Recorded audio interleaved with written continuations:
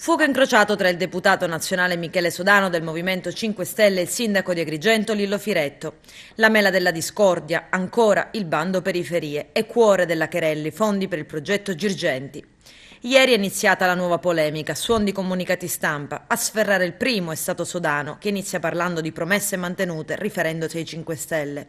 Poi rincara, cercando le scuse di Firetto, cioè ritiene, così scrive nel comunicato stampa, che per Firetto sia il momento delle scuse, per aver intimato per più di una volta di voler denunciare il primo ministro Giuseppe Conte, l'avvocato dei cittadini italiani che ha dimostrato, scrive Sodano, con grande umiltà e impegno, di mantenere la parola data, cosa che, mi permetta di dire, scrive Sodano, non tutti i politici hanno dimostrato di saper fare. Ma la nota stampa di Sodano non termina così, dulcis in fundo, elenca il programma con cui Firetto è stato eletto. Sodano ci tiene a puntualizzare le promesse fatte dal sindaco di Agrigento e scrive il deputato 5 Stelle: è il momento di rispettare le promesse fatte ai cittadini. Un colpo fuori contesto che Lillo Firetto non ha somatizzato. Anzi, immediata è stata la risposta del sindaco di Agrigento che a sua volta polverizza e smonta i meriti di Sodano, almeno quelli relativi ai fondi destinati dallo Stato al progetto Girgenti.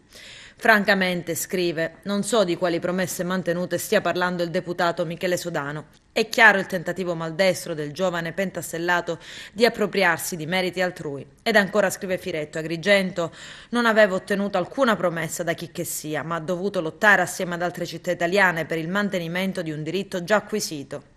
E si accorano al coro firettiano anche Pietro Vitellaro e Gerlando Gibilaro, entrambi consiglieri comunali. Purtroppo, scrive Vitellaro, l'effetto dei palazzi del potere romano ha fatto dimenticare al giovane onorevole Sodano le proprie origini e la difesa del proprio territorio.